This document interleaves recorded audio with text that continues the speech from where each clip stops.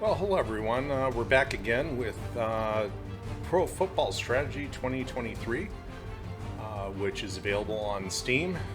As you can see, I've been spending a lot of time with it, and this is one heck of a fun football game. So, highly recommend it. Again, it's available on Steam. The historical seasons are all available as free downloads from the mod community.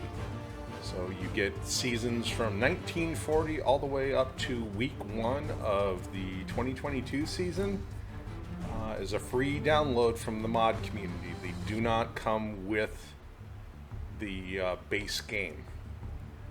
So you will have to download from the mod community and then drop the associated folders and files into their proper place. So, looking at week 7, our games are Chicago visiting Atlanta, Miami, and Baltimore. That's going to be a battle for first place in the AFC East. Buffalo versus the winless Boston Patriots. Is today the day the 0-6 Patriots get their first victory of 1970.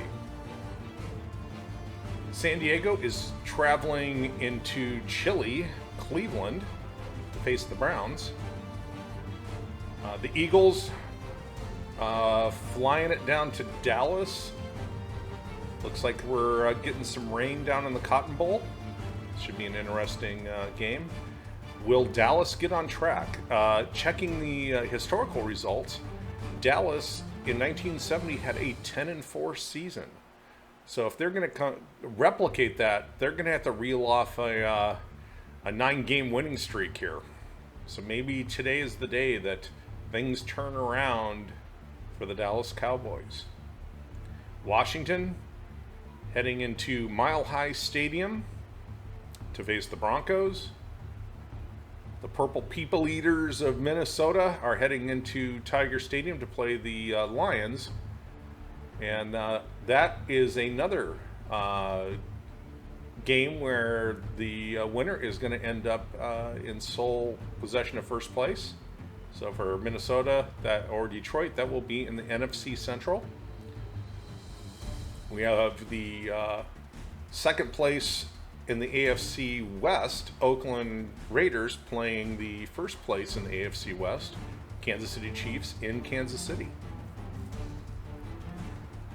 LA is heading to New Orleans to take on the 1-5 Saints in Tulane Stadium.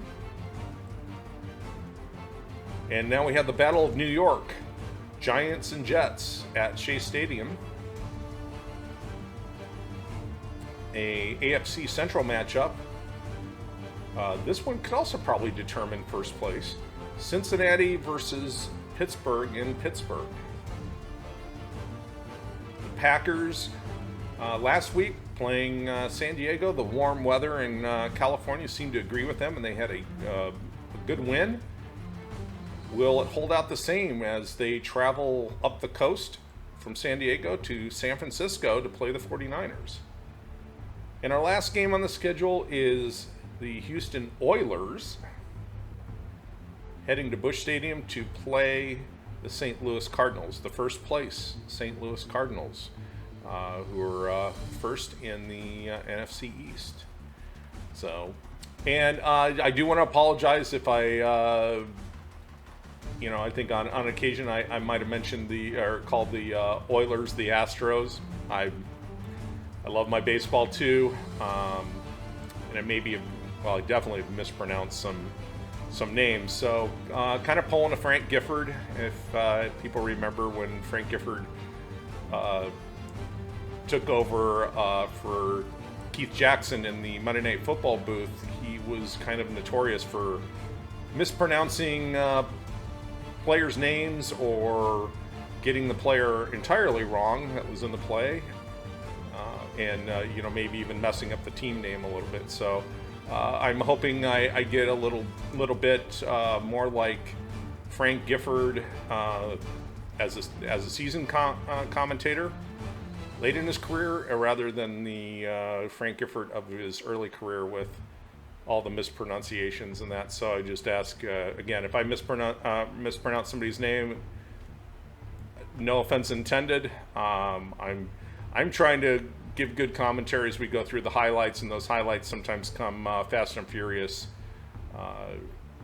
for me there. So, with that said, let's go to our first game. We're going down to sultry Atlanta. 80 degrees down there. Maybe warm weather will do for Chicago what it did for Green Bay playing San Diego. So let's get into the action. 4:05 in the second. The Falcons are driving. Barry back to pass. Hits Cogdill, and he is in the end zone. Cogdill, 29 yards from Bob Berry, puts the Birds up 7-0. Chicago with Jack Concannon. Oh, they hit Gordon, and Gordon with that speed, he is in the end zone. Touchdown Bears. Has a 40-yarder to Dick Gordon. Extra points good. 9:44 in the third. Barry back to pass. He's looking, and he hits flatly in the end zone. Gets it through a crowd of Bears. Extra points good. 14-7 Atlanta. Chicago's not finished yet, but Concannon turns the ball over. Interception by Ken Reeves of the Falcons. Kills the drive. 7:58 in the third. Falcons looking to add to the score. They hand it off to Cannonball Butler, and he evades the Chicago defense and runs that pass in. 35-yard touchdown, Barry to Cannonball Butler. 21-7. Falcons, and they add on to it again here. 14-14 in the fourth. Another pass to Flatley for a touchdown. 28-7. 13-15 in the fourth. Shea around the corner. Oh, and he fumbles as soon as he gets the first down. Don Shea fumbles the ball. Atlanta recovers at the 38. 11:06 in the fourth. Cannonball Butler again breaks through the center of that defense and gets a 20-yard run to take it to the Chicago 9. 9:46 in the fourth. The Falcons looking to seal the game, and they do. Harmon Wages grabs the 7-yard pass from Barry. 35-7 in a blowout. Bears, Concannon throws another interception, this time to Don Hanson. Oh, I guess the warm weather didn't suit the Bears after all. Well, what a disappointing game for Chicago, but it's been a rough season for them, especially at the quarterback position. And you have your winner here, Atlanta, beating them badly in a blowout, 35-7 over the Chicago Bears. Bob Berry is your MVP. Big day for the Falcons quarterback, 23-35, 274 yards, 5 touchdowns by Bob Berry today through the air. Big day. And I think that, I don't know for sure if that's our first 5 touchdown passing day. I'm kind of thinking that might be our second. But yeah, I believe maybe Bob Greasy had a 5 touchdown day earlier in the season. But let's look at those stats. Domination by the Atlanta Falcons. Can't wait to see those numbers. I'm sure if you're a Chicago fan, you don't want to see these numbers. Concannon, 16-32, 232 yards passing, touchdown, 2 interceptions. He did get that 40-yard touchdown pass. Don Shea was your leading rusher for the Chicago Bears with 55 yards. He fumbled twice, and one of those was recovered by the Falcons. Well, George Farmer had 75 yards on 4 catches. Dick Gordon, he is the one that did the damage for Chicago. 4 catches, 67 yards, and he had the touchdown. Dick Gordon in 70 was a great player for the Bears. Again, not a bad receiving core. If they only had a quarterback that could consistently get the ball to him. Here's the total offense number for the Bears.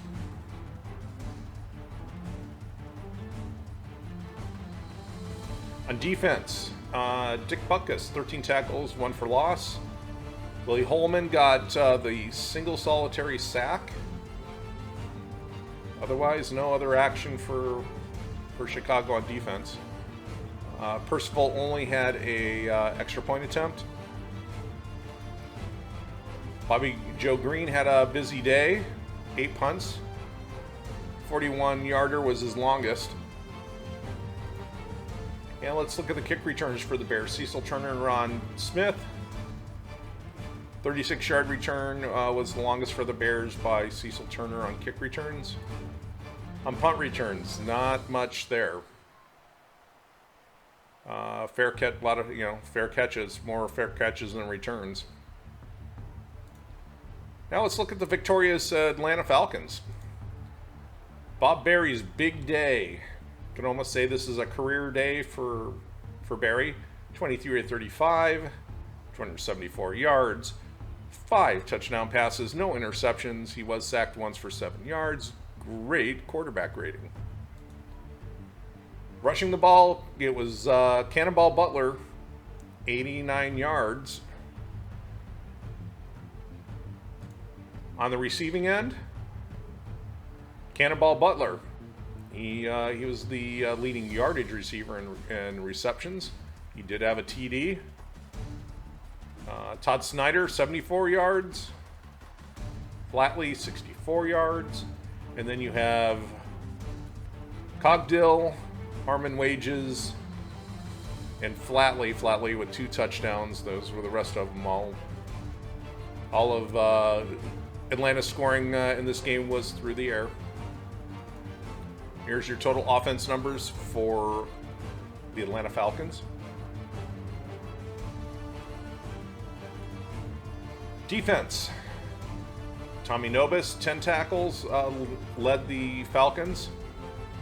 John Zook, the guy that I always seem to get in my Topps football card packs back in the day, he had 2 sacks today.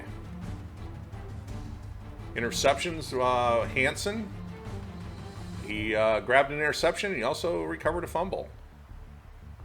Ken Reeves, I think he got the last interception for Atlanta against the Bears.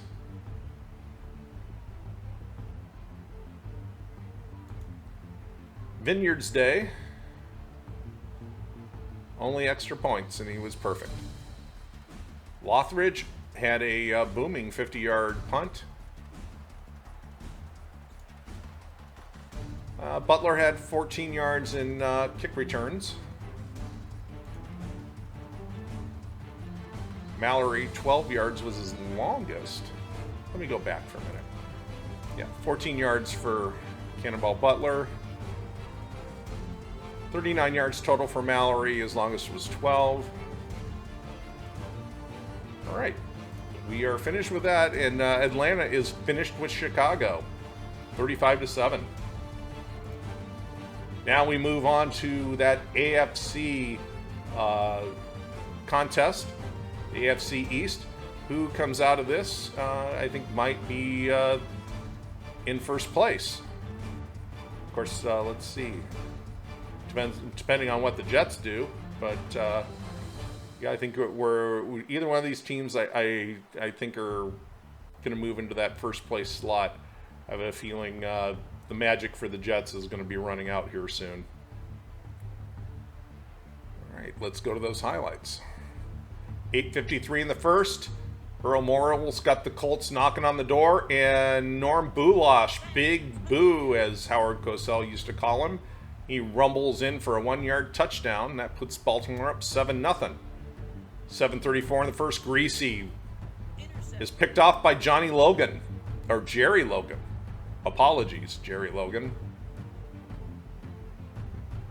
6:47 in the first. Morrill driving the Colts downfield. He's back to pass. He's avoiding the sack. He's got Jefferson. They connect. Touchdown. Baltimore Colts. Roy Jefferson, 30 yards from the veteran Earl Morrill. Johnny Unitas is not getting the start today. Morrill back to pass.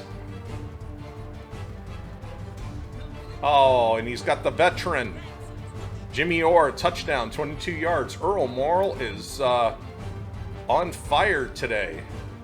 20-0. Baltimore. Morrill again, back to pass. And how did he get that to Norm Bulash? 14-yard touchdown pass to Boo. Will Miami get on the board here with 27 seconds in the second? And they do. Garo Yepremian gets Miami on the board. It's now 27-3. We're now in the third quarter, 9:38, and Jim O'Brien, he kicks that one through to add to the Baltimore score, 30-3. 5:55 in the third. Morrill hands off to Bulash, converting a fourth down, 4th and 3. The drive continues. Morrill hands off to Maitland. He gets one. He gets a first down. They're grinding the ball, but apparently it stalls and they punt off to Miami. Now we're 12:36 in the fourth. Mike Curtis picks off the ball and runs it back to about the 8-yard line. Miami's woes continue here. 12:29 in the fourth. Maitland gets the handoff from Earl Morrill, and he is in for an 8-yard touchdown run. 37-3. Well, what can Miami do? Well, they get a first down with 10:27 in the fourth with a short pass. They're driving. Greasy back. Oh, and he decides to run it, and he does. He runs and gets the first down. Don Shula's not giving up yet. Greasy with 8:34 hits Jimmy Kick out of the backfield, and kick is in the end zone. Touchdown Miami. Can they climb back in this? 3:53 in the fourth. Greasy hits Warfield in the back corner of the end zone for a touchdown. That'll make it Baltimore 37, Miami 17. And O'Brien hits the long field goal to seal it with 34 seconds left in the fourth. Miami, 5 seconds left. And Greasy misses Twilly. Good defense by Rick Volk. And that will be your final score. Boy, Earl Morrill and the Baltimore Colts put a whipping on the Miami Dolphins in Baltimore. And unsurprisingly, your MVP is going to be Earl Morrill. 15-20, 234 yards and 3 touchdowns. Let's look at the stats. Unsurprisingly, lots of purple in the Baltimore column, meaning that they led in those categories. Miami's numbers. Greasy, 20 of 43, 175 yards, 2 TDs, 2 interceptions.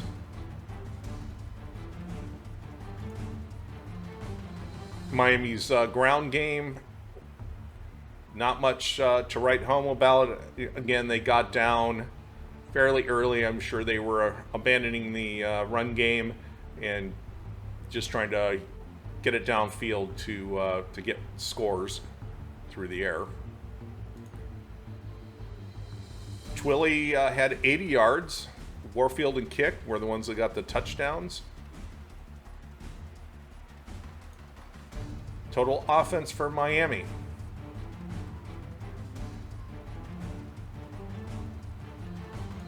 On defense, Doug Swift was your leader in tackles, Manny Fernandez, decent day, had 7 tackles, 2 of those for loss. No sacks for Miami, no interceptions, no fumble recoveries.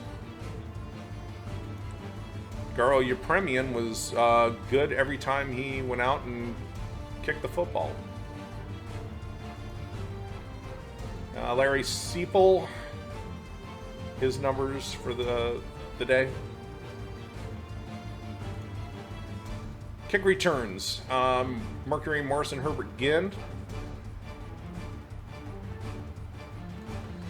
Scott and Mercury Morris we had 1 return but didn't get any yards. And let's look at the victorious Baltimore Colts. Well, hey, I guess Johnny Unitas needed a rest. And, wow, Earl Morrall took advantage of the opportunity given to start and pulled off a 15 out of 20. 234-yard, 3-touchdown performance. Norm Bulash led Baltimore rushing 50 yards on the ground for a touchdown. Maitland, he as well had a touchdown. On receiving end, Eddie Hinton with 80 yards. Roy Jefferson, 62. Bulash got into the action as well. Got 55 yards coming out of the backfield. And the veteran, Jimmy Orr, only got 30 yards, but he was one of the recipients of the 3 touchdowns thrown by Earl Morrall. Jefferson and Bulash were the other 2. There's the total offense for Baltimore in their dominating win over the young Miami Dolphins. Don Shula's return to Baltimore.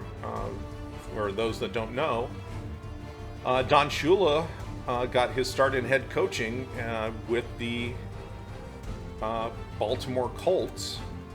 Was there for several seasons and ended up being let go and was signed quickly to be the head coach of the Miami Dolphins, and he immediately came in and turned that franchise around. They went from a team that was kind of a laughing stock and a loser to, within 1 season, being very, very competitive.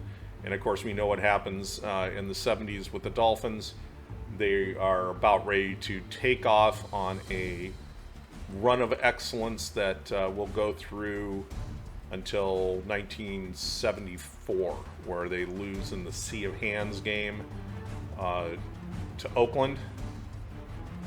But have a perfect season, the only perfect season in NFL history. They had that in 72. So, and then throughout the 70s and the end into the 80s, the Dolphins were always a very, very competitive team.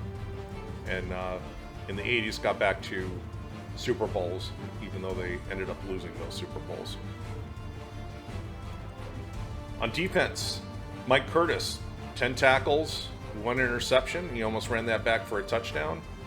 Jerry Logan had an interception, and Roy Hilton the only sack. Jim O'Brien, he missed an extra point. Not like it mattered. David Lee's punting day, he only got in the game twice. Had 2 punts, one inside the 20. Garden and Duncan, their kick return numbers. Garden and Rick Volk, their punting numbers. Or punt return numbers, sorry. They weren't punters, they were punt returners. Okay. We are finished with the game in Baltimore. A stomping by the Baltimore Colts, ruining their former head coach's return to Baltimore.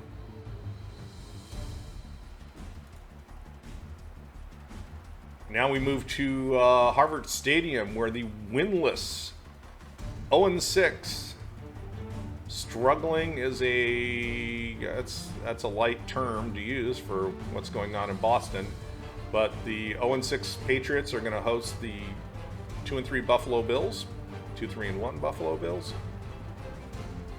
Little chilly in Harvard Stadium. Let's see if Boston can get their first win today. 12:26 in the first. Joe Kapp is back as the starting quarterback.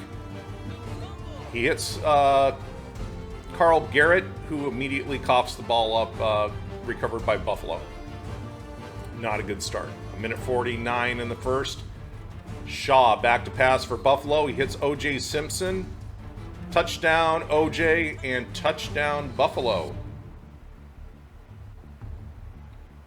Buffalo's up 7-0 with 4:04 in the second. They go to convert that 4th and short, and they lose yardage. 46 seconds left in the second, and OJ's in the end zone, turns the corner, turns on the Jets, 8 yards, touchdown Buffalo. It's all Buffalo, it's looking like here. Oh, but we get a fumble by Wayne Patrick. Boston has a chance here to get on the board. Well, they can't get it in the end zone, but they will settle for the field goal. Gino Cappelletti is good. Score is 14-3. Buffalo, 5:08 in the third. Shaw back to pass. And he's picked off by Darryl Johnson. The Patriots are getting their chances, but they're just not getting the ball downfield to score. Haven Moses connects with Dennis Shaw. 25-yard touchdown pass to Haven Moses. 21-3, 13:34 in the fourth. Gino Cappelletti punches the chip shot through. 11-yard chip shot field goal. 21-6, 3:26 in the fourth. And Buffalo's going to add a field goal onto their tally. That'll make it 24-6 late in the fourth. 3 seconds left. Cap. He's got any magic in that arm? No, he doesn't.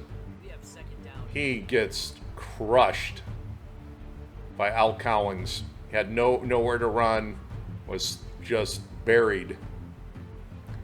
So Joe Kapp's return as the starting quarterback for the Patriots did not go very well at all.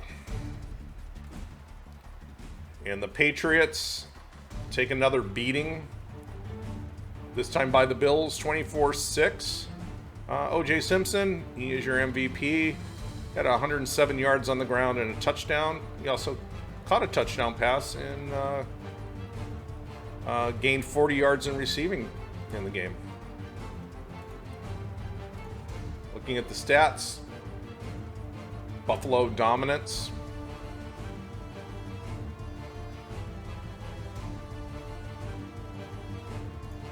All right, Dennis Shaw, 25 to 35, 273 yards, 2 touchdowns, and interception. Dennis Shaw is seems like he's getting better, or he's getting more consistent with each week. That bodes well for Buffalo. They need consistent play out of the quarterback position. Your rushing leader for Buffalo, the aforementioned O.J. Simpson, 107 yards and a touchdown. He did fumble the ball 3 times. So against the hapless Patriots defense, he's lucky they didn't scoop some of those up. Wayne Patrick did fumble 3 times as well, and lost one to Boston, but it didn't really matter. But that's got to definitely improve for Buffalo. On the receiving side of things, Marlon Briscoe and Haven Moses were your top yardage leaders. Moses and O.J. Simpson each caught a touchdown pass. Seems like Marlon Briscoe every week is at the top of the receiving numbers for Buffalo. Total offense for the Buffalo Bills.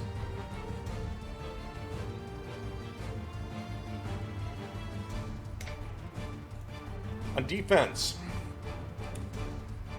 John Pitts 7 tackles, leads the way for Buffalo. Al Cowlings had 2 sacks today.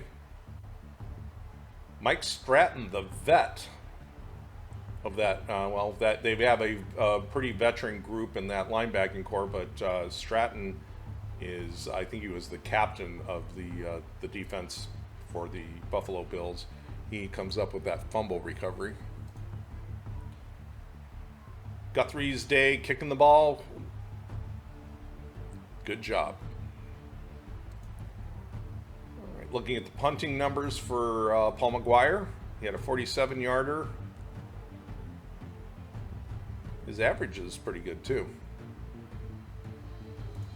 On kick returns, you have Ike Hill and Glenn Alexander. Longest return, 22 yards by Ike Hill. Your punt return numbers for Farr and Hill. Now let's look at the numbers for Boston, and these are not going to be pretty. Joe Cap, 16 of 39. Joe was slinging it. 199 yards. No touchdowns. He didn't turn it over. Was sacked twice. I'm going to be interested to see what his rushing numbers were, because I got a feeling he was under pressure all day. Well, I guess not. But that Boston rushing attack was invisible. On the receiving side, Big Turner with 67 yards.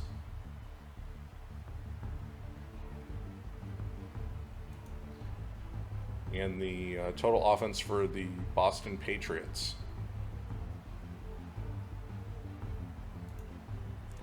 On defense, and that defense was out on the field quite a bit. Philpott, 10 tackles. He did recover a fumble. Gerald Johnson got the interception. Houston Antwine got to Dennis Shaw for the sack. Gino Cappelletti, he was all the offense the Patriots could muster. He was good on the 2 field goals he attempted. Janik, busy day, 8 punts, 7 of those inside the 20, but the Bills' offense was rolling. Garrett and Lawson's kick return numbers. Blanks and Garrett on punt return.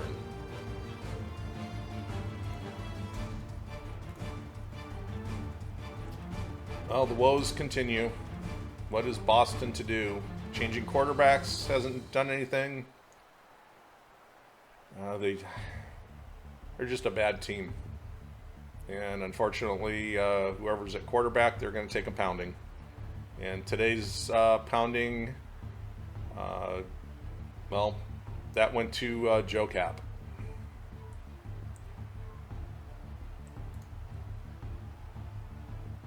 San Diego, coming from sunny SoCal, moves into Cleveland to take on the Browns in 41-degree weather with a strong wind coming off the lake.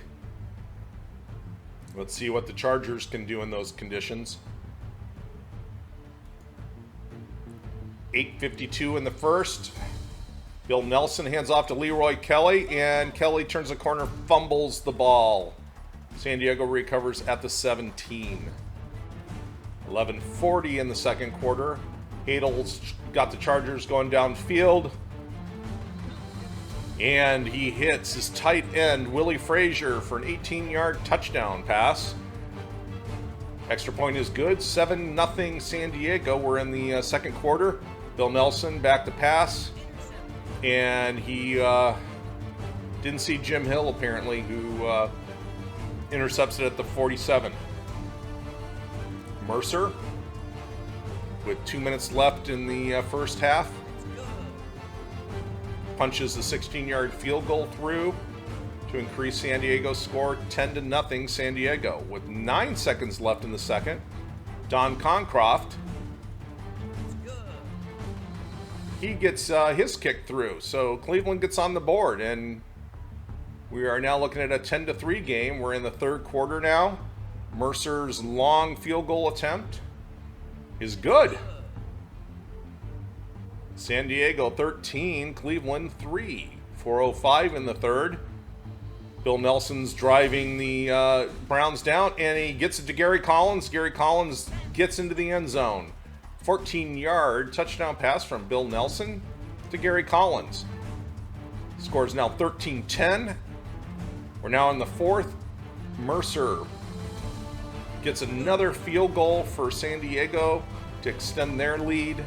16-10. 8:26 in the fourth quarter. The Browns are driving. Nelson back to pass. He looks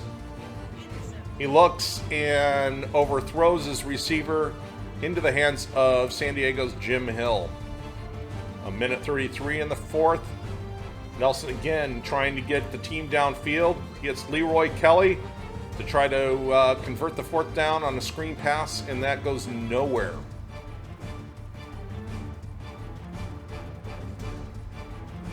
Seven seconds left. Bill Nelson hoping for a miracle. Browns fans standing, looking, and he just barely misses Gary Collins. What a finish that would have been. No time on the clock, and if he would have connected, that would have got the game for the Cleveland Browns. So in chilly conditions, the Southern California San Diego Chargers come in and get a victory over the Cleveland Browns, 16-10. Strong safety Jim Hill for San Diego was your MVP. And let's look at the game stats.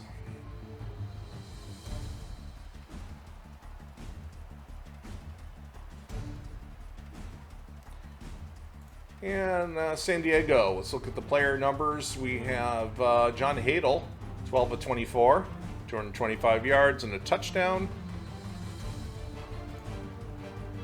San Diego rushing attack. Dickie Post had 51 yards.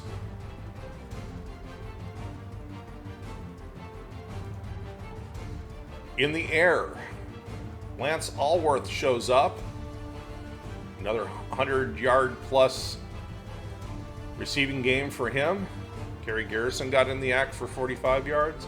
Willie Frazier only got one ball his way, and it was a good one. 18-yard touchdown connection. Here's the total offense numbers for the victorious San Diego Chargers.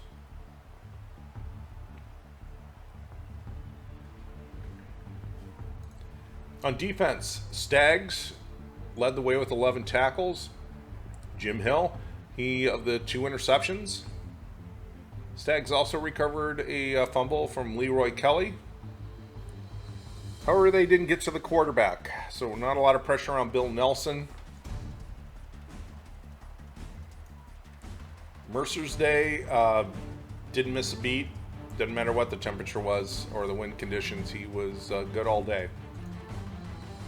Partey's punting numbers. Speedy Duncan and Chris Fletcher. Speedy Duncan had 1 return for 16 yards. And you gotta love a defensive back / return man whose nickname is Speedy. Punt returners.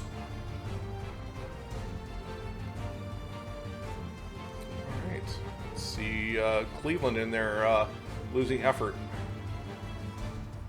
22 of 37 for Bill Nelson, 256 yards.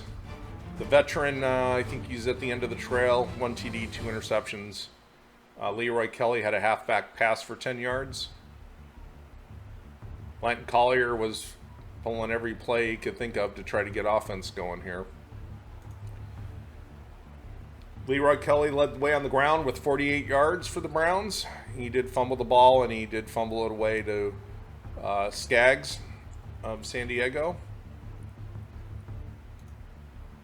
Gary Collins had the big day today for the Cleveland receivers, 109 yards and a touchdown. Here's your total offense numbers for the Browns in their losing effort against the visiting San Diego Chargers. On defense for the Browns, Dale Lindsey leads the way, 6 tackles, 2 of them for loss. Billy Andrews, he got a sack. Ron Sindow, he got 2 tackles, both of them were sacks. So they were getting pressure on John Hadel. But Hadel dealt with it well.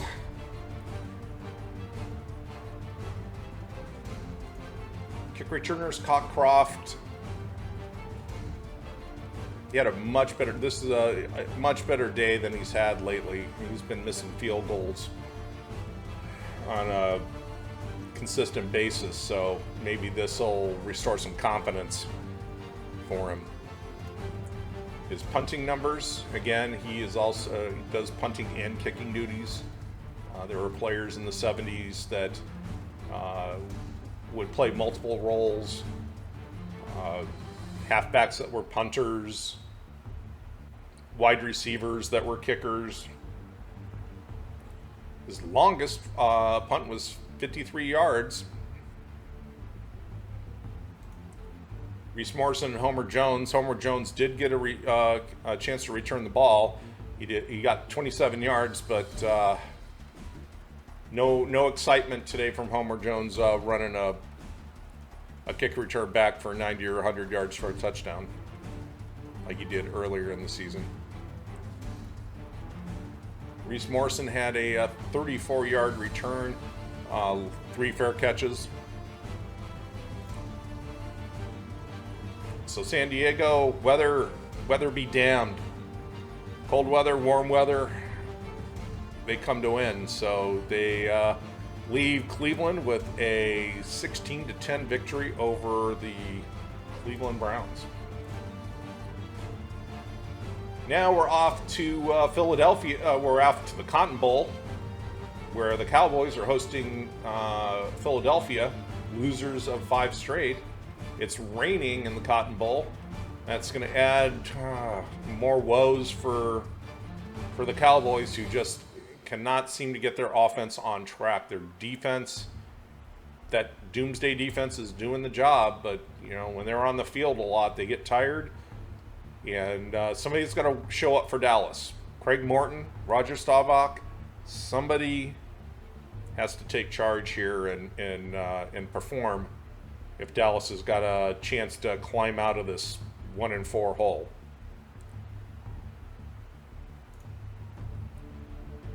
.923 in the first. Morton hands off to Calvin Hill, and Calvin Hill is in the end zone for a touchdown. 11-yard run for Calvin Hill, and the Dallas Cowboys start out with a score. 8:21 in the first. We've got Morton back to pass. He's looking. Oh, and he hits Bob Hayes, and Hayes makes a move, and he fumbles the ball up to Philadelphia. Can't blame Craig Morton for that one. 6:13 in the first. Long field goal for Mark Mosley, and it goes wide right. Let's see if the Cowboys can recover from that disappointment. 5:16 in the first. Morton back to pass. Oh, and Pettigrew. Oh, no. Oh, so Adrian Young intercepted the ball, tried to run it back, and Pettigrew picked up the fumble. Well, Philadelphia gives it right back with a Herb Adderley interception. Clark, now we're at the start of the second quarter. Did he get that one? No, he didn't. He missed that one. That was wide left. Scores 7-0 Cowboys in the Cotton Bowl. Norm Snead under center for the Eagles, and Mel Renfro picks him off and takes it to the Philadelphia 26. What can the Cowboys do here? Morton's got him moving. Hands off to Calvin Hill again, and Calvin Hill turns the corner and beats everybody into the end zone. 7-yard touchdown run by Calvin Hill. Is Dallas waking up? 14-0. Dallas. Snead. He hits Harold Jackson. Harold Jackson jukes by the Dallas defender and is off to the races. Philadelphia gets on the board with a 70-yard pass to Harold Jackson. Nifty move to get by the defenders and get in the end zone. 26 seconds left in the first half, and Craig Morton throws an interception to Adrian Young. 9 seconds left. Philly's lining up for a field goal. Mosley's kick is no good. Score remains at the end of the first half. 14-6, Cowboys. 14-20 in the fourth. Morton back to pass. And he finds Lance Rensel. Rensel, 6-yard touchdown pass from Craig Morton. Dallas is up 21-6. They're not done yet, I think. Oh, but he's picked off. Craig Morton picked off by Nate Ramsey. And the Eagles take it down to the 5. And Harold Jackson pulls in the ball for a touchdown. 5-yard touchdown reception from Norm Snead to Harold Jackson. 5 seconds left in the fourth. And it looks like the Cowboys are going to salt it away.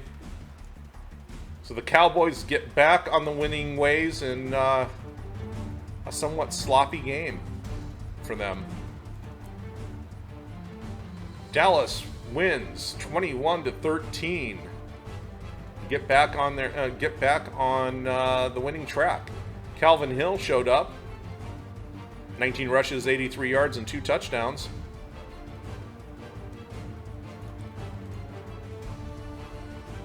And Dallas looks like it came out on top on several categories. I'm sure Tom Landry is not happy with 4 turnovers. Let's look at Philly's numbers. Norm Snead in a losing effort, 12 out of 27, 162 yards, 2 TDs, but also 2 interceptions. And he had that nifty 70-yard touchdown pass to Harold Jackson, who made a incredibly nifty move to get by the Dallas defender and just race his way in for the score. The rushing game for Philadelphia, Hinder and Wuchnick, 37 yards for each of them. Norm Snead was moving around a lot. He's not known as a mobile quarterback. So Doomsday was putting the pressure on him. And no surprise, Harold Jackson is your receiving leader for the Eagles today in the Cotton Bowl. 2 touchdowns. Here's your offensive numbers for Philadelphia Eagles.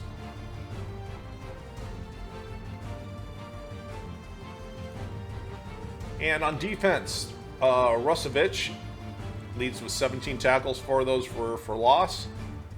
Adrian Young, well, he got 2 interceptions. And one of those he intercepted and then fumbled, and Pettigrew got it and rumbled it back for a few more yards. Ray Jones collected one of the Cowboy fumbles. Nate Ramsey got an interception. Ernie Callaway, the lone sack for the Philadelphia defense. And Mosley missed an extra point, but considering the conditions, I'm sure it was a little slick. Bradley had a busy day punting. Did have a 52-yarder. None of them were inside the 20.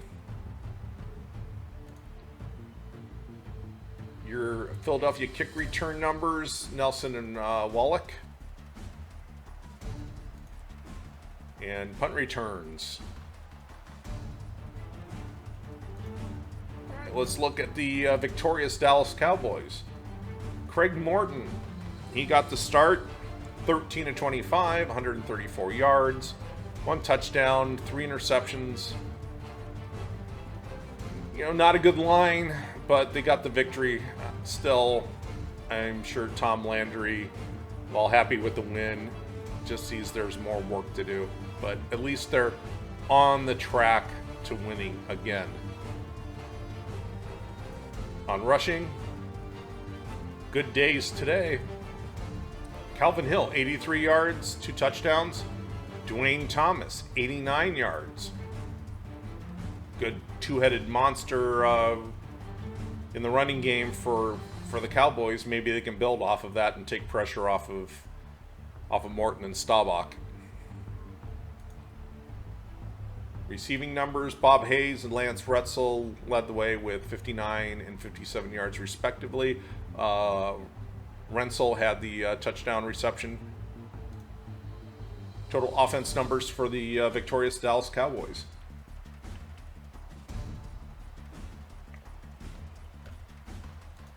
On defense, Leroy Jordan led the way with 5 tackles. One of those was for a loss. Herb Adderley, the veteran, the former Packer, still playing high-quality ball, 4 tackles and an interception. Chuck Howley, another of the original Cowboys. He ended up with 4 tackles, one of those for loss. Jethro Pugh ended up with the sack. Other interception was by the veteran Mel Renfro. Mike Clark, he missed a field goal but was good on his extra points. Whitby's punting line for the day, 6 punts, 3 inside the 20, and his longest was 45. Dwayne Thomas and Margene Atkins, the numbers today for their kick returns. Hayes and Renfro, their punt return numbers. In a victory over the Philadelphia Eagles at home in the Cotton Bowl in the rain. So the Eagles get their wings clipped by the Cowboys, and the Cowboys get back in the win column. Our next game, the Redskins, a surprising 4-2 against the Denver Broncos. Mile high, it's going to be 40 degrees, but clear skies in that high altitude. 6:04 in the first. Liskey hands off to Floyd Little, who knifes his way through the Washington defense for the touchdown. 7-0 Denver. 141 in the first. Little again, this time around the corner. 4-yard touchdown run for Floyd Little. Puts Denver up 14-0. And the Redskins hand the ball off to Larry Brown, and he is stuffed at the line and fumbles the ball. Denver recovers at the 40. 2:27 left in the first half. And we've got Bobby Anderson running wide left for 4 yards and a touchdown for Denver. 21-0 Broncos. But Kurt Knight kicks the Washington Redskins into getting 3 points there. 21-3 Washington or Denver. Halfield's kick is wide left, so the score remains unchanged late in the third. Now we're in the fourth quarter, 9-18. And Halfield trying another field goal. That one looks better. And it is. Halfield, 33-yard field goal, adds 3 more to the tally for Denver. 24-3. 6:48 in the fourth. Sonny Jurgensen back. And he hits the veteran Charlie Taylor, who scampers into the end zone. 41-yard connections. Jurgensen to Charlie Taylor. Extra point is good, so now we have a 24-10 game. But time runs out on Washington. Too little, too late in Mile High. So today, the Broncos beat the visiting Washington Redskins 24-10. And in our MVP, no surprise, Floyd Little Look at that line. 22 rushes, 110 yards, 2 catches, 11 yards, and he completed a 28-yard pass.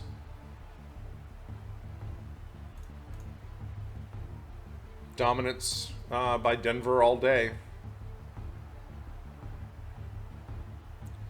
Wow, look at that. 58 yards total rushing by Washington, 224 for Denver. Denver's defense just shutting down the Redskin running game. Look at Washington's numbers. Sonny Jurgensen, 17 of 23, 188. 1 TD. That long TD pass to Charlie Taylor. And not much with the Washington running game as we looked at earlier. Larry Brown fumbled the ball over to Denver to stop a promising drive by the Redskins. Receiving, Charlie Taylor, who had the 41-yard touchdown catch. He's your yardage leader for Washington in receiving yards with 64. Total offense for the Washington Redskins.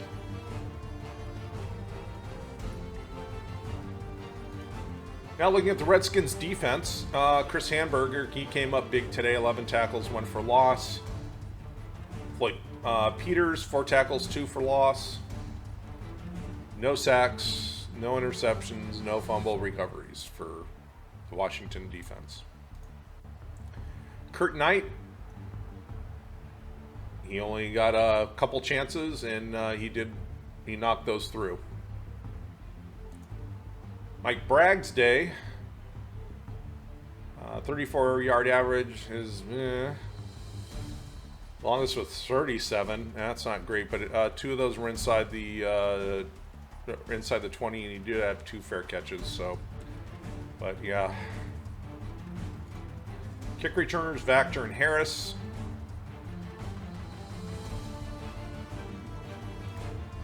Harris and Roberts handling the punt return duties today in Denver for the Washington Redskins. And we're going to look at Denver. Let's see how Denver performed. Pete Liskey, 11 of 17, 107 yards. No touchdowns, no interceptions. Didn't get sacked. Floyd Little had the 28-yard halfback pass. And again, Floyd Little, he's your Denver offense. Floyd Little had 101 yards on the ground, 2 touchdowns. Bobby Anderson, he picked up 122 yards on the ground. So the fullback halfback tandem of Little and Anderson today on the ground, they really chewed up the Washington defense. Receiving, Al Denson was your man for Denver. 87 yards on 7 catches. Total offense numbers for Denver. Looking at Floyd Little, 101 rushing yards, 11 receiving yards, 2 touchdowns, ran for 11 first downs, passed for a first down. Was doing it all today for the Broncos. And looking at the defense,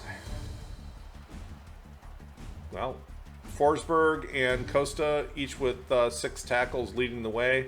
Costa had 2 of those for loss. Duranko and Rich Jackson pick up sacks. Paul Smith recovered a fumble. Bobby Halfield, he missed that 1 field goal attempt. Hit all of his extra points. Billy Van Heusen only had 2 punts today, but both of them were inside the 20. Anderson and Thompson. Anderson had over 100 yards rushing today. He had an additional 70 yards in kick returns. Billy Thompson and Floyd Little doing the punt return duties. And that's a wrap. Denver wins 24-10 over the Washington Redskins in Mile High Stadium in Denver. Now we go to that NFC Central battle for first place between the Minnesota Vikings and Detroit Lions in Tiger Stadium. It's a cold day, windy day. That's what you expect out of NFC Central games. It's going to be cold, probably snowy. Apparently, they like them that way. Well, let's see who gets by who and takes sole possession of first place in the NFC Central. 3:34 in the first. Fred Cox is lining up a field goal, and that's good. So Fred Cox gets Minnesota on the board. 3-0 Vikings. 12:48 in the second quarter. Errol Mann, it's good. 43-yarder gets Detroit on the board. We got a 3-3 tie late in the second quarter. Landry runs, hands off to Alty Taylor, and he is in. Touchdown, Lions.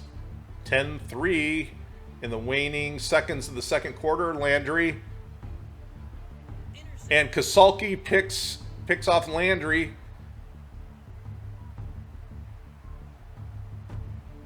A minute 34. Quazzo gives to Osborne, and Osborne is tackled by Alex Karras in the end zone for a safety. 17 seconds in the second. Errol Mann again. Gets it in there. 24-yard attempt. Boy, the turn of events now. We're in the third quarter. Quazzo overthrows his receiver, and Dick LeBeau is there to run it back to the Detroit 43. Detroit looks like they're going to dominate the Vikings today. And Errol Mann's kick is wide right on a 39-yard attempt. The score remains Detroit 15, Minnesota 3. 3:37 in the third. Chip shot field goal by Errol Mann adds another 3 points onto that Detroit tally. 18-3. We're now in the fourth quarter. 12:56. Fred Cox gets a 27-yard field goal. 18-6 Detroit. 2:19 in the fourth, and Errol Mann is lining up a long field goal. And he missed that one just beyond the right upright. Minute 45 in the fourth. Quazzo back to pass. He hits Dave Osborne, and the Vikings running back rumbles into the end zone. Touchdown, Vikings. Minute 14 left in the fourth. Errol Mann, another long field goal. Did he get this one? And it's wide right again. 18-13 Detroit. Let's see, does Minnesota get the ball back? No, they don't. It looks like Landry's going to basically kneel on it and run out the clock. Minnesota had no timeouts left. So in a tight game, the Lions eke out a 5-point victory over the rival Minnesota Vikings. Mike Lucy is your game MVP with 11 tackles and a sack.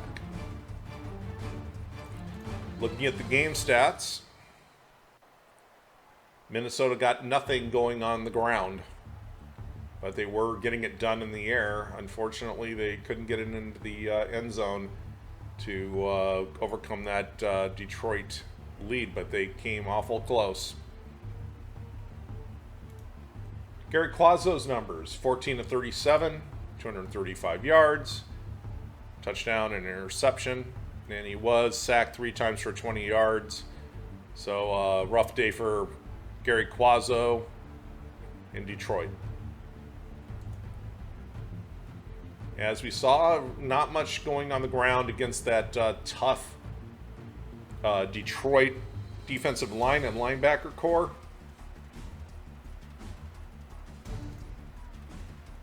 Gene Washington had a big day for the Vikings. 98 yards of receptions. Osborne got the short pass for a touchdown. Total offense for the Minnesota Vikings.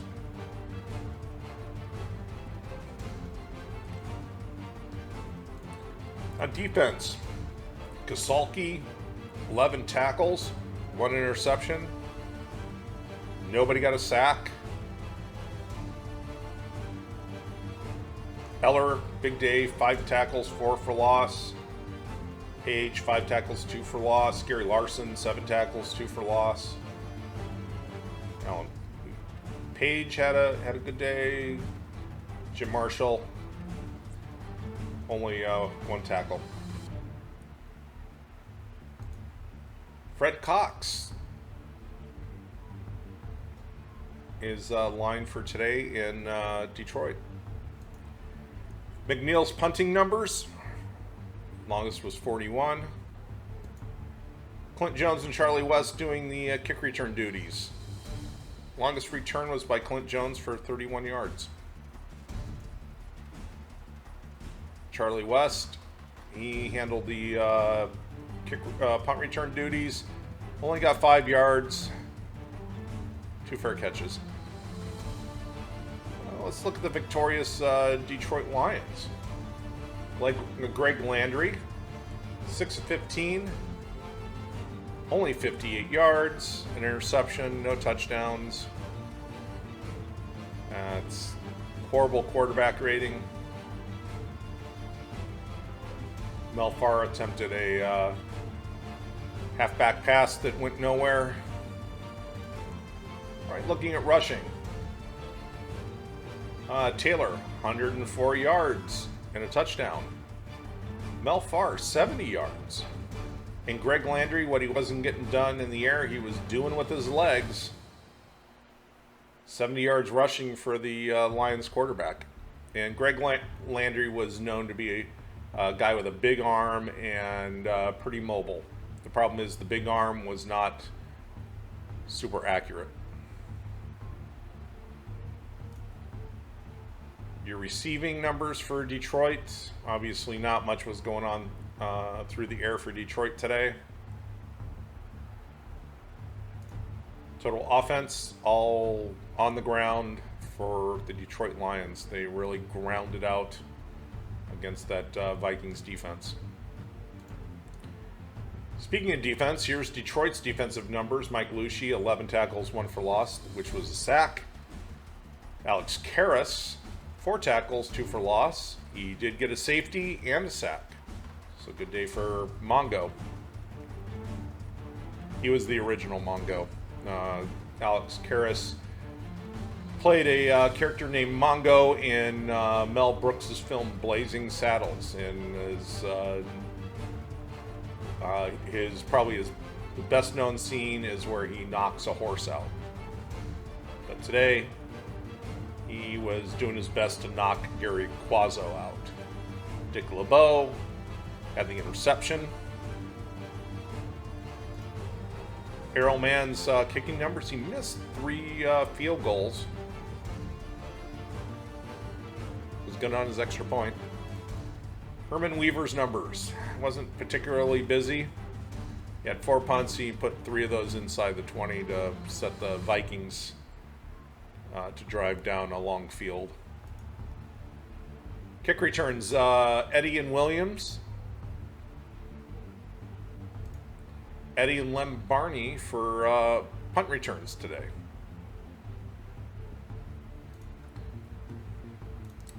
Well, the Lions end up taking over first place in the black and blue division. Now we have a classic AFL matchup. The Oakland Raiders, the guys wearing the black hats, the villains.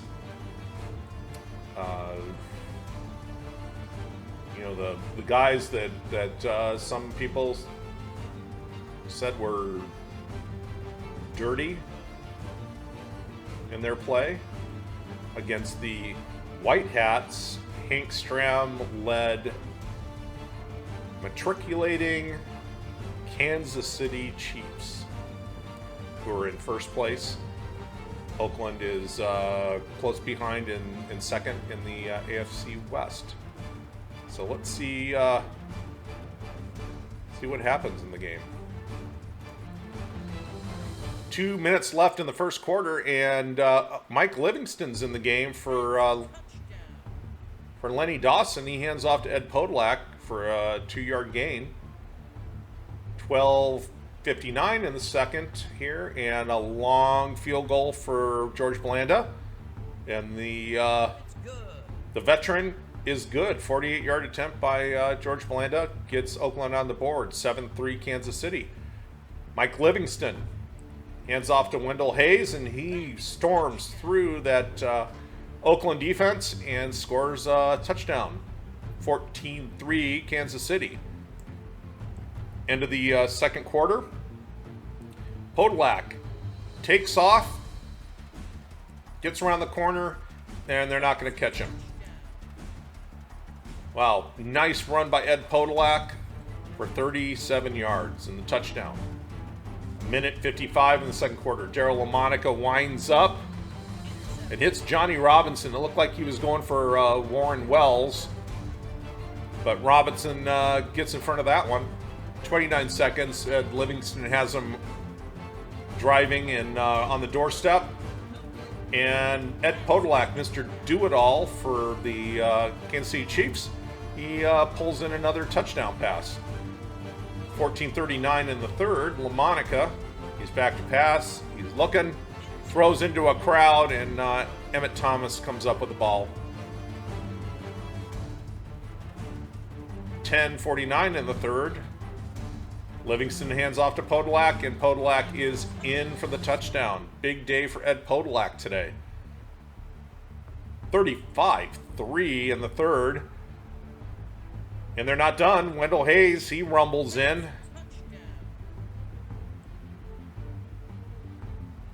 42-3, 4:04 in the third. LaMonica, screen pass. And that doesn't end well. Charlie Smith gets the 10-yard reception and then coughs the ball up to Kansas City. Beginning of the fourth quarter, little Warren McVay runs the Chiefs into the end zone. Touchdown. No, 49-3, a beating of epic proportions here. But Kansas City fumbles the ball up to the Oakland defense. LaMonica, he's back to pass. He's looking. Finds Freddie Bolitnikoff, who scampers into the end zone. Well, you know, good for them. 7:21 in the fourth. They're driving.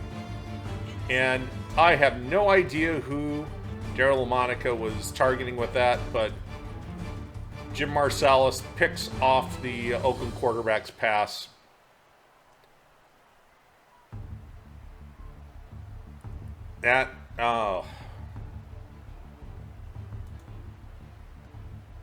Well, that's a beating.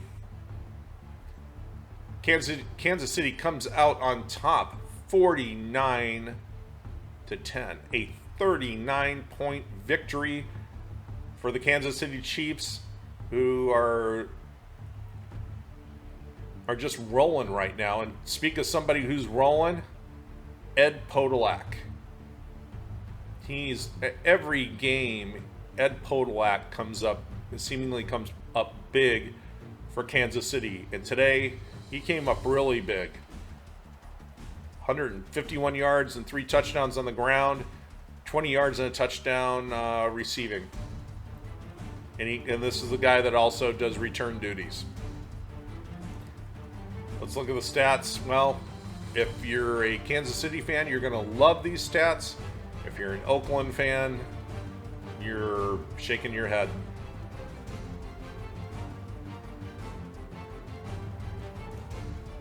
Not a good day for Daryl LaMonica. 18-33, 246 yards, a touchdown, 3 interceptions. Not much on the ground for the Raider running game.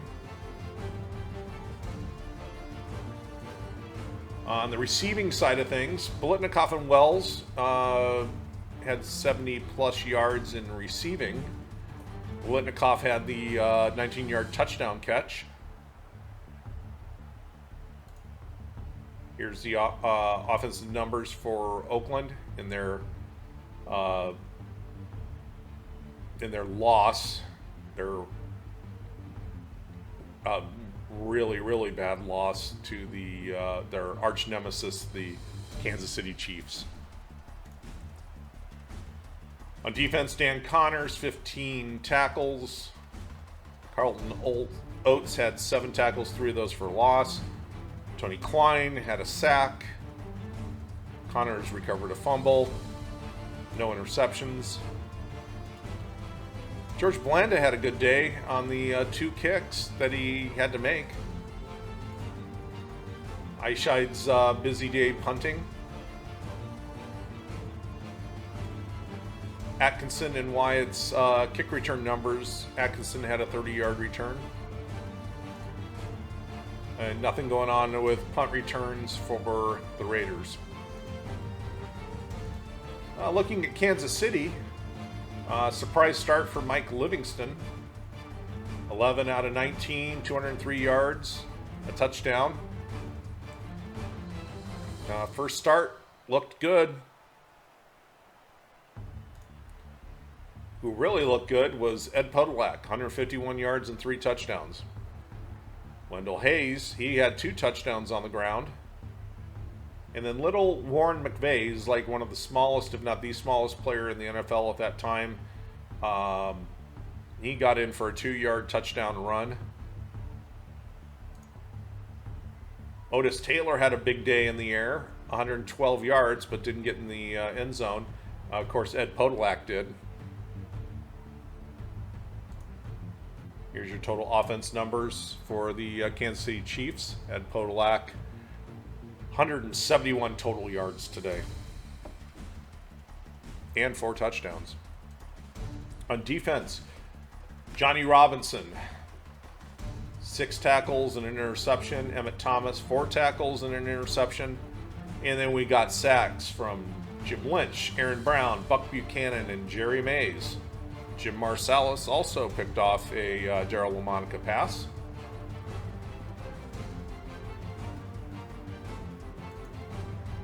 Jan Stenerud, he was just making extra points all day, and he didn't miss a one. Gerald Wilson, he did get in 4 times to punt, but otherwise a quiet day for him.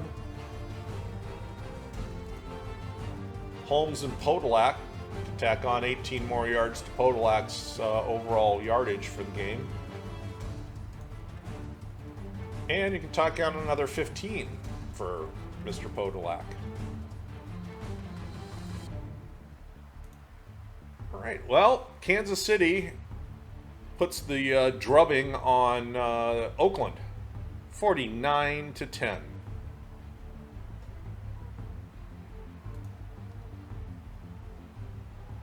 And now we move to Tulane Stadium in New Orleans, where the 1-5 New Orleans Saints are taking on the 5-1 and winners of the last 4 games they've played, Los Angeles Rams. 13:46 in the second, and Les Josephson takes the pitch from Roman Gabriel. 3 yards, touchdown. Rams are up 7-0. 6 seconds left. David Ray is good. 17-yard attempt. 10-0. Rams, 9:30 in the third. And Billy Kilmer lofts that screen pass, and Kermit Alexander reaches up and grabs it. 5:21 in the third. Willie Ellison takes the pitch to go around the left side of that excellent Los Angeles Ram offensive line, and he gets a touchdown, 17-0. But Billy Kilmer, with 12:03 in the fourth, he decides, well, I'm just going to run it in. 17-7 Rams. Late in the fourth, And Gabriel is intercepted by Doug Wyatt on the goal line. 19 seconds left in the fourth. New Orleans is out of timeouts, and the Rams just wind the clock down. So the Rams get a 17-7 victory over the New Orleans Saints. Les Josephson is your MVP. Good day for the veteran from Minnesota. And a dominating statistical day for the Los Angeles Rams. For the Rams, Roman Gabriel was 18-37, 176 yards. He didn't throw a touchdown. He did throw that one pick on the goal line. And going to the aforementioned Les Josephson, 115 yards rushing and a touchdown. So big day for the Rams fullback. Willie Ellison also got in the touchdown game with 40 yards on the ground, one of which was a touchdown run. Receiving, well, Josephson led the Rams in catches coming out of the backfield. 44 yards for the fullback. Total offense for the Los Angeles Rams in their victory against New Orleans. On defense, the fearsome foursome and that veteran defense, they came up big today. Myron Patios, 10 tackles. Merlin Olsen got 2 sacks. Dyron Talbert, he got 2 tackles for loss. Kermit Alexander snatched that wobbly, lofting screen pass of Billy Kilmer's. David Ray had a good day today. He's been having some kicking lows throughout the season on field goals, but today he was good. At stud still, 9 punts, 49 yards was his longest. He parked 3 of those inside the 20. Haymond and Alexander, their return numbers for today.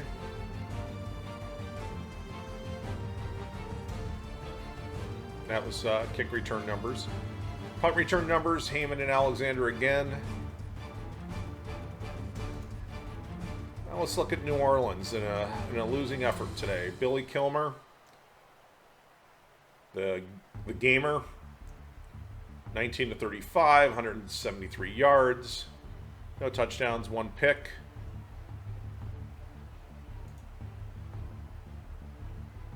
Nothing to write home about with the New Orleans rushing game. Receiving, Abramowitz with 49 yards, Parks 54. And total offense numbers for the New Orleans Saints. The lone touchdown coming from the Billy Kilmer scramble. On defense, Absher again leading in tackles. Dave Long got a sack. Doug Wyatt got the interception. Tom Dempsey, only thing he had to do today besides kickoffs was an extra point try, which was good. Fagan's punt numbers, he was busy. Put over half of those inside the 20. Al Dodd and Kenny Burrow, their kick return numbers. Dodd and Dickie Lyons in their punt returns for the day.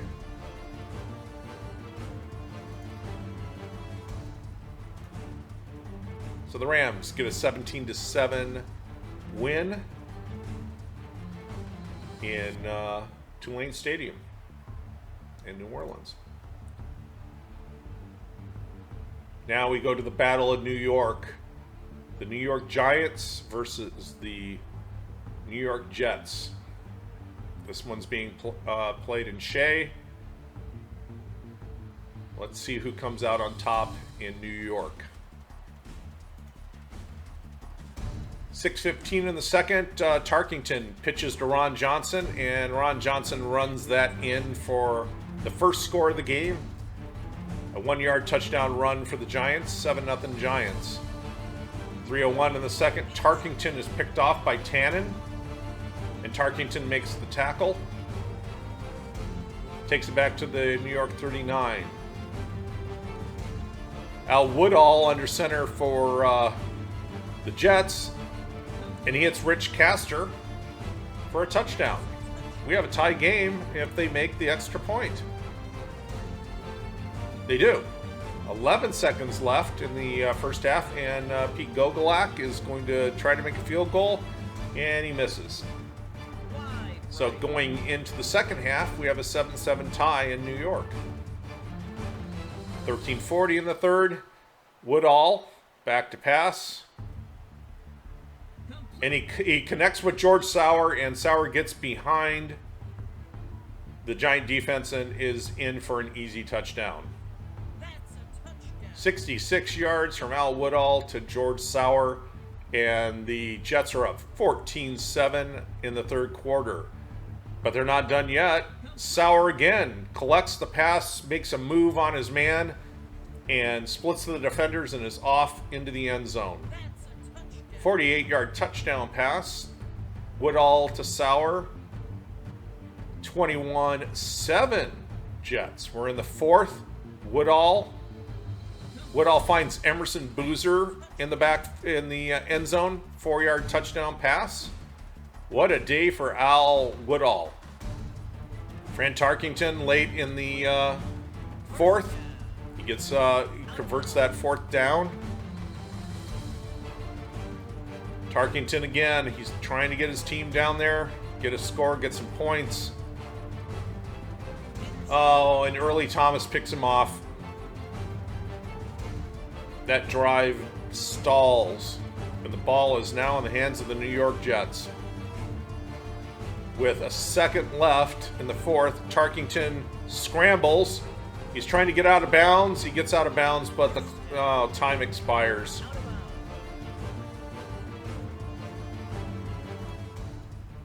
So the New York Jets at home take the Battle of New York 28-7. No surprise, Al Woodall is your MVP. 4-touchdown game for Al Woodall. All right. Well, interesting enough. There is more purple on the New York Jets side.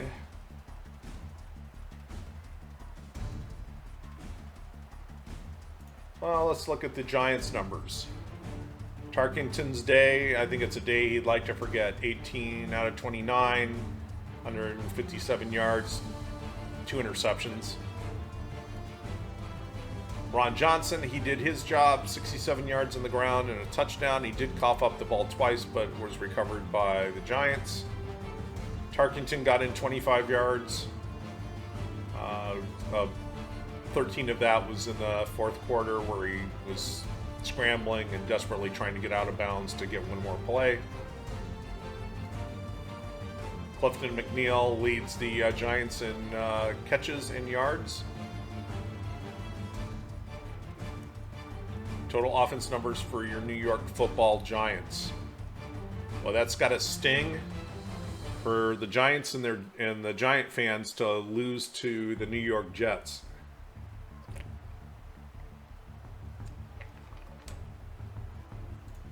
On defense, Douglas led the way with 7 tackles. Konecki had 6 tackles, 2 for loss. Freddie Dreyer, in a losing effort, he did pick up an additional sack. He is our sack leader for the 1970 season so far. Gogolak missed a field goal, made his extra point. Bill Johnson's punts, he was a little busy today. 43 yards was his longest. Les Shea and Bobby Duhan, their kick return numbers. Duhan and Spider Lockhart. Jets basically were punting it to Duhan, trying to avoid putting the ball in Spider Lockhart's hands. All right, let's look at the Jets. Al Woodall got his first start of the season, and what a way to start. We had Mike Livingston for the Chiefs, his first start. Al Woodall, his first start, and they both performed really well. 14 of 22, 273 yards, 4 touchdowns, no interception. Great quarterback rating. Looking at the New York running attack, or the Jets running attack, Knock had 50 yards, Boozer 27. Receiving, George Sauer. He got 2 of those touchdowns, 2 of the 4 touchdowns, 178 yards for the veteran. Put on some pretty good moves to leave the Giants' defensive backs in the dust, especially on that 66-yarder. Emerson Boozer caught a couple passes. One of those was a touchdown. And then Rich Castor had the other touchdown, 25-yard reception. And the total offense numbers for the Jets.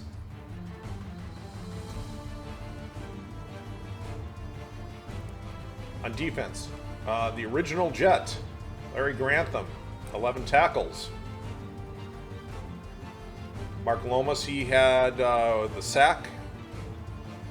And you have Tannen and Thomas with the interceptions.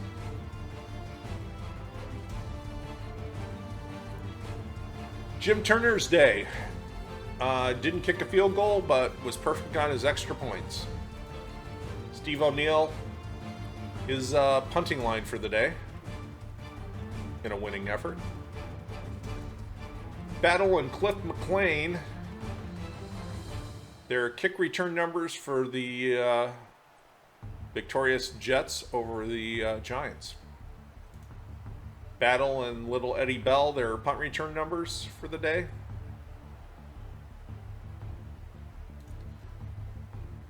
And that's a wrap from New York. A 28-7 victory by the Jets.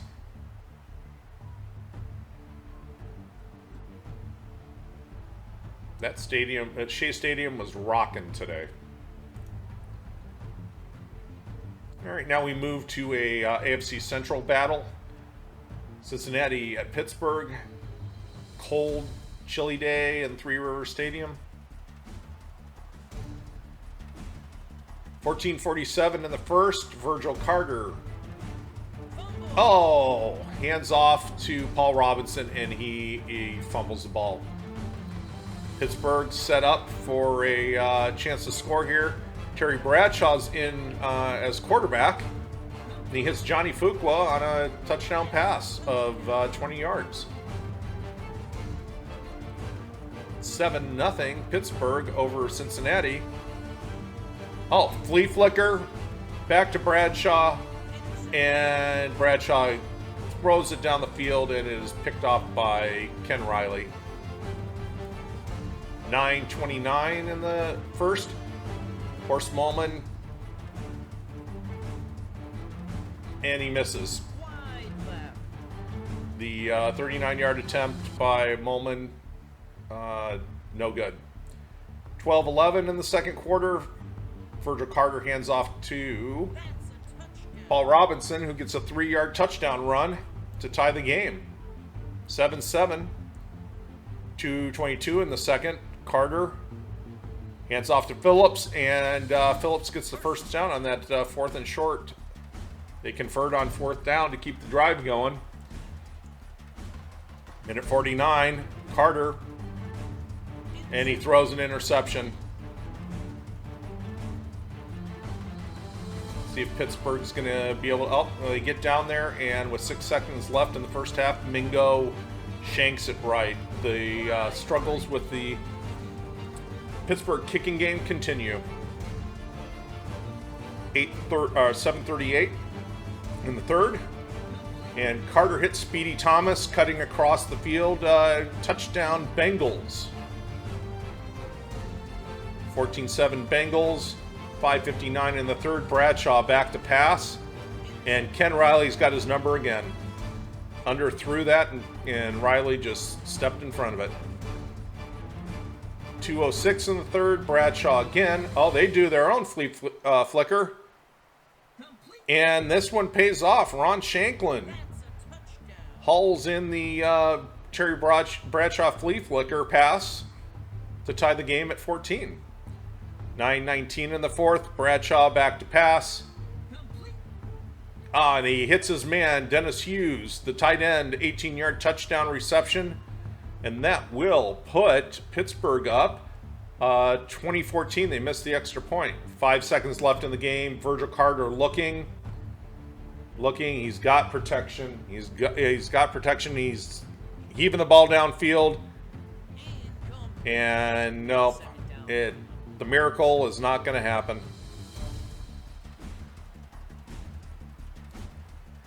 So, Pittsburgh wins a home game against the rival Cincinnati Bengals, 20-14. Terry Bradshaw is your MVP with a 3-touchdown game. In game stats,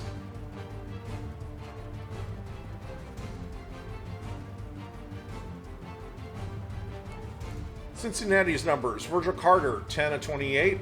Had a touchdown and interception, 132 yards.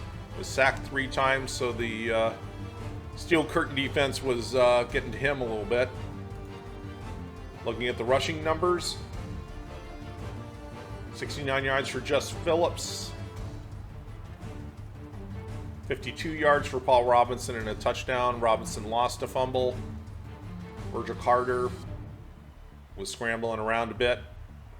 24 yards on the ground for the Bengals quarterback. Receiving, Speedy Thomas is your leader for the Bengals today, but obviously Virgil Carter was having a hard time getting enough production to get the ball off to his receivers, but still 40 yards for Speedy Thomas and a touchdown. Total offense for the Cincinnati Bengals. On defense, Bill Berge, 6 tackles. Royce Berry had a sack on Terry Bradshaw, and Ken Riley, as we saw, picked off 2 Bradshaw passes. Horst Mohlman, normally very reliable, he missed that 1 field goal. David Lewis had a great 62-yard punt, and he parked 5 of his 7 punts inside the 20. Lamar Parrish and Paul Robinson, their kick return numbers. Essex Johnson and Lamar Parrish, punt return numbers. Essex Johnson had a 36-yard punt return. When the ball got in the hands of Lamar Parrish, he had to fair catch. Looking at Pittsburgh, your MVP, Terry Bradshaw, 15-33, 284 yards, 3 TDs, 2 interceptions. On the ground, you're looking at Preston Pearson with 37 yards as your rushing leader. Terry Bradshaw had 20 yards on the ground, no TDs. So the Bengals were shutting it down on the ground and really kind of forcing the Pittsburgh Steelers to beat them by air, and they ended up doing that. Receiving yards, Dennis Hughes, 87 yards. Ron Shanklin, 72 yards. Johnny Fuqua, 49 yards coming out of the backfield, and those 3 collected the touchdowns. Total offense numbers for the victorious Pittsburgh Steelers. On defense, Joe Green, 10 tackles, 3 for loss and a sack. And he recovered a fumble. So big day for Mean Joe Green. Andy Russell had a good day, 6 tackles and a sack. Ben McGee, he got a sack. Lee Cowland got an interception. And Gene Mingo's just not getting it done for Pittsburgh in the kicking department. And this is why, in real life, Pittsburgh picked up Roy Jorella from the Houston Oilers. Bobby Walden's day punting. The Pittsburgh kick returners.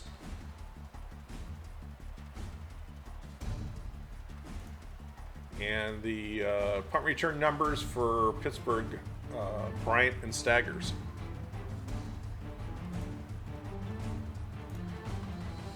So Pittsburgh gets the 14-20 victory over Cincinnati.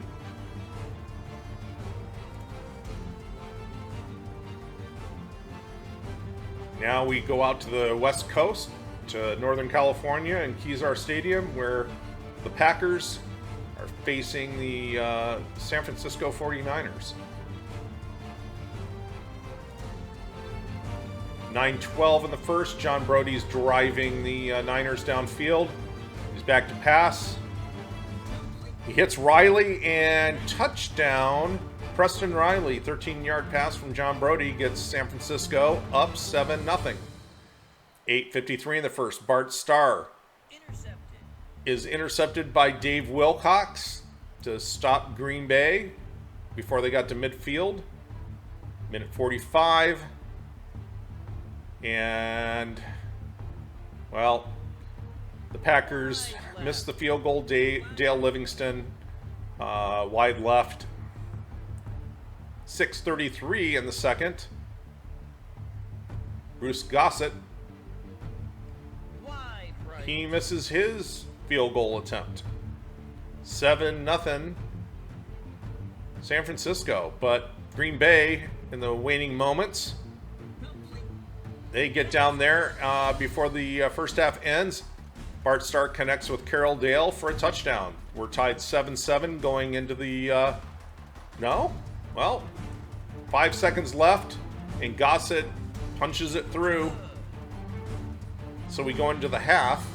San Francisco 10, Green Bay 7. Now we're in the third quarter, 5:12 left. Brody, and he's picked off by Kenny Ellis, returns it to the Green Bay 26. A minute and 3 left in the fourth. Nope. Bart Starr's pass to Carroll Dale. He missed it. 17 seconds left. Bart Starr, he's sacked for a safety. Oh, that is... oh, that's a hard way to lose. And that is your ball game. Tough loss by the Packers. San Francisco at home gets the win, 12-7. Bill Belk is your MVP. Boy, he was a wrecking crew. 3 sacks. He was a nightmare for Bart Starr today.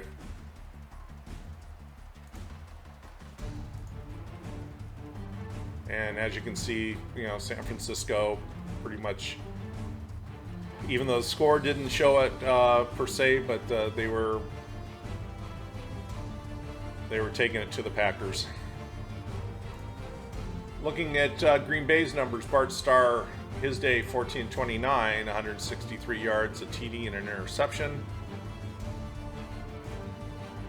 Donnie Anderson, 57 yards on the ground. Travis William, 34.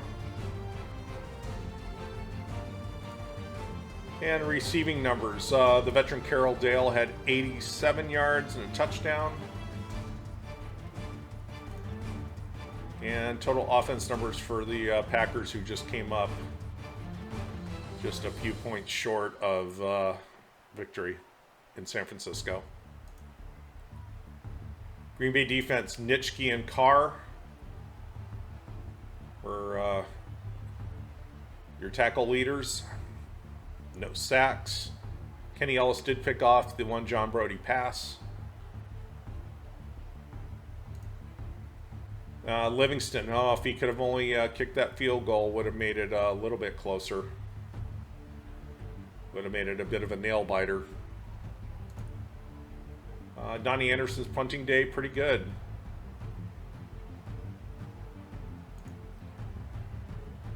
Green Bay's kick returners, Krause and Ken Ellis. Ken Ellis and Willie Wood returning punts today for Green Bay and San Francisco. Well, let's look at the Niners. Brody's day, 16 to 31, 195 yards, a TD and an interception. It's not like he had a better day than Bart Starr per se, but he got the win. On the ground, Ken Willard, 84 yards rushing, led the way. On the receiving side, Dick Witcher, he caught the lion's share of the Brody passes today for 103 yards. Preston Riley, he got that one catch for a 13-yard touchdown. And total offense numbers for the San Francisco 49ers, who eked out a win against the Green Bay Packers. On defense, Jim Johnson, 8 tackles. Charlie Kruger, 6 tackles and a sack. And look at Bill Belk's number. 4 tackles, 4 for loss. He got a safety, which was one of the 3 sacks that he picked up on the day. But Belk was a monster today. Gossett, who is usually reliable, he missed a field goal.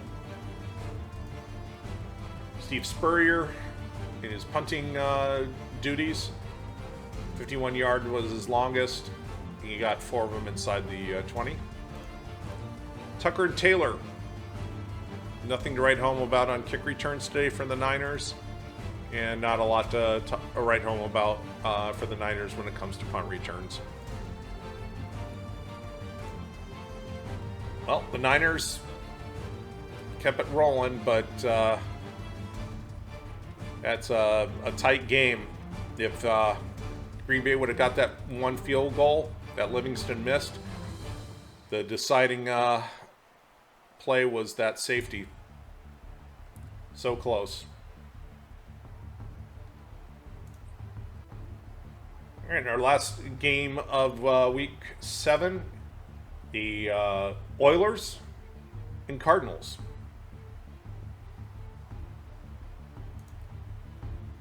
.554, 45 in the first quarter. Jimmy Hart drops back, avoids the rush. It hits Gilliam. Touchdown. John Gilliam. And it'll put St. Louis up 7-0. At the start of the second quarter, Bakken is good on the field goal attempt. St. Louis 10, Houston nothing. 12:06 in the second quarter. Jimmy Hart's back to pass. He overthrows everybody except for Zeke Moore. And the Houston DB pulls that one in for an interception. Roy Jarella gets a field goal to get Houston on the scoreboard. It is a 10-3 game with St. Louis ahead. 1:06 left in the second quarter, and Jimmy Hart hits John Gilliam in the end zone again. So that Hart-Gilliam connection is working today for the Cardinals. Charlie Johnson, he's back to pass with 31 seconds left in the second quarter, and he is picked off by Larry Stallings. So that drive ends. Bakken in the waning seconds of the first half, he gets a field goal, 15-yarder, good. St. Louis on top 20-3.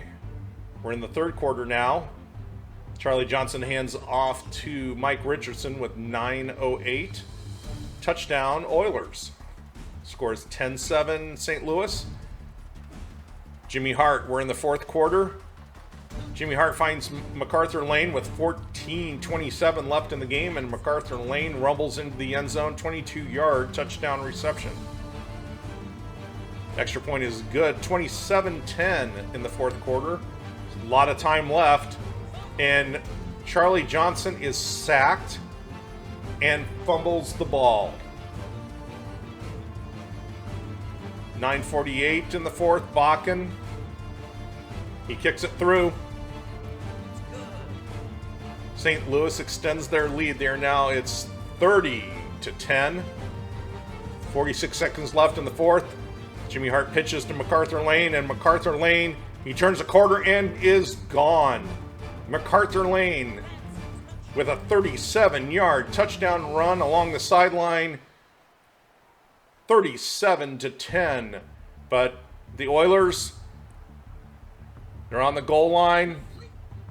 And with 14 seconds left in the game, too little, too late.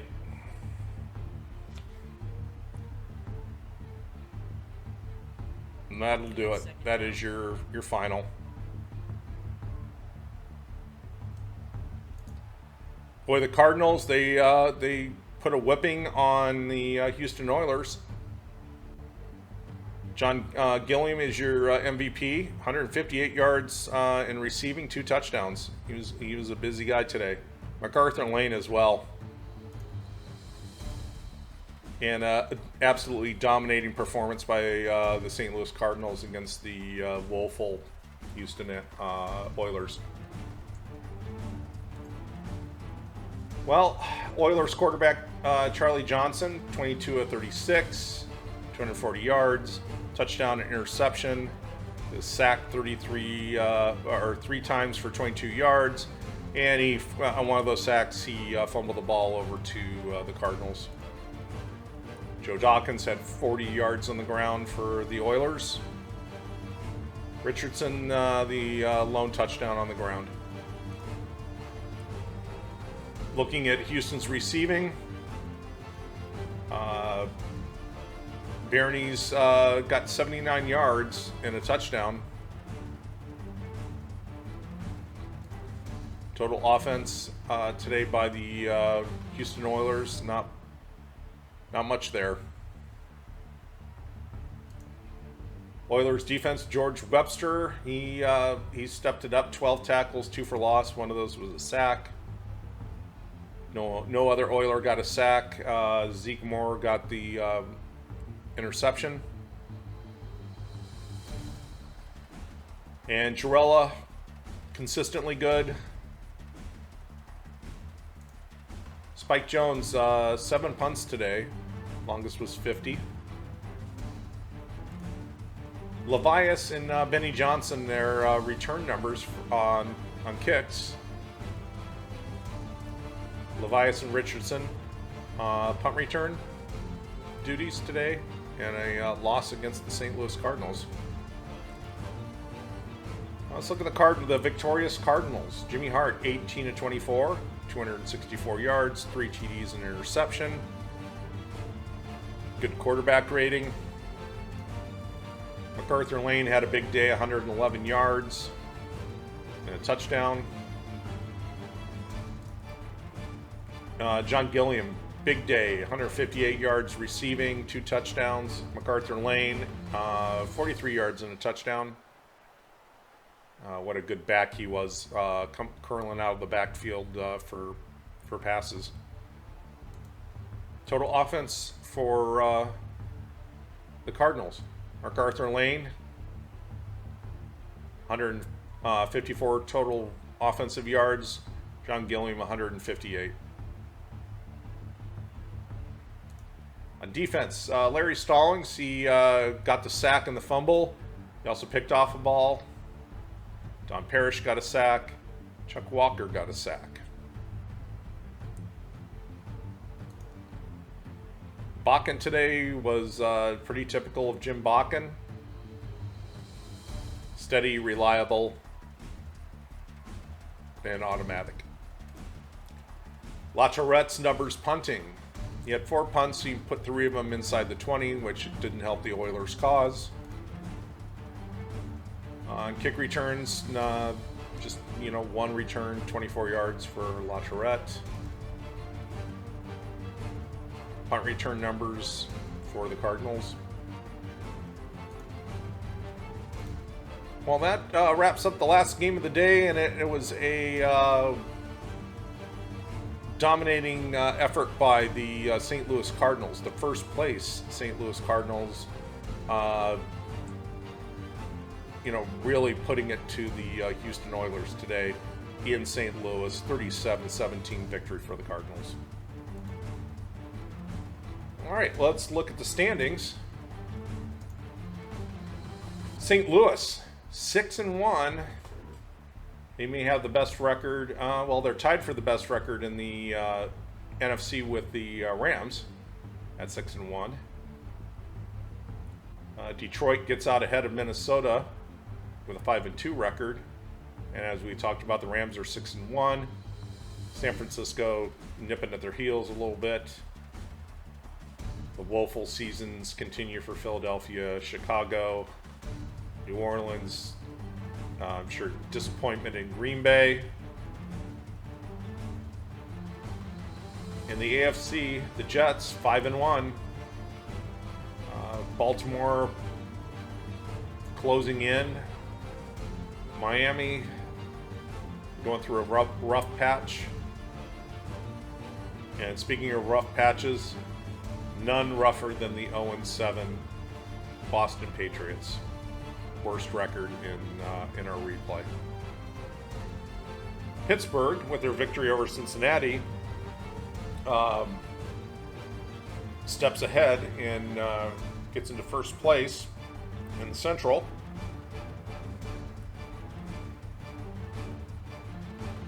Houston fading. Cleveland, a big disappointment with this team. You think they would be in the hunt a little bit more, but no. And then looking at the AFC West, Kansas City in the driver's seat. Denver with a winning record. San Diego with a winning record. And Oakland right now just treading water at 500. All the teams in the West, they won, except for Oakland, and all the teams in the Central lost, except for Pittsburgh. Same in the Central, in the NFC. Cowboys. Can they put it together and climb up past New York and Washington and make a run at the Cardinals? So that wraps up Week 7 in the NFL 1970 season replay. Hope you guys are enjoying the series. I plan to have more content coming up. Hoping to do some interviews, maybe some product reviews of different sports sims that are out there. I got some things in mind to do with the channel just besides the replays, to kind of let people know out there, if you're a sports fan, there's so many products out there besides the ever popular Madden for football, and a lot of the games, even though they don't get the publicity of a Madden, I would say are better products, and especially if you're a football fan that is into the X's and O's, or as a general manager, scouting players. There are so many games out there, and I hope I get an opportunity to give them a little bit of exposure. And with the holiday season coming up, a lot of these games would make fantastic holiday gifts for your sports fan and your family. So we'll see how things go, and on those plans, I'm working out some details. But in the meantime, we've completed Week 7. We're at the halfway point of the season, and still a lot of football left. Still a lot of football left to see if the Patriots can actually get a victory this year, and also to see if the Cowboys can continue to climb out of the hole they put themselves in earlier in the season and make a run at the Cardinals. So with that, I will shut it down for now. Thanks again. Please like and subscribe. Set up alerts when new content comes up, but leave comments as well. Would love to hear from folks. What do you think of the series? If you want to talk about the 1970 season or anything like that, leave comments. I'll always do my best to respond in a timely fashion to those. Love to hear from you guys. So with that, until we sim week 8, have a great day and stay safe out there, everyone.